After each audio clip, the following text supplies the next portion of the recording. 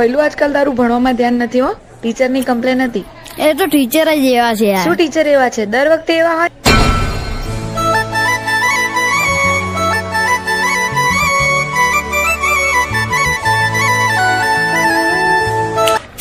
છોટે રાજા વાર છે હજુ.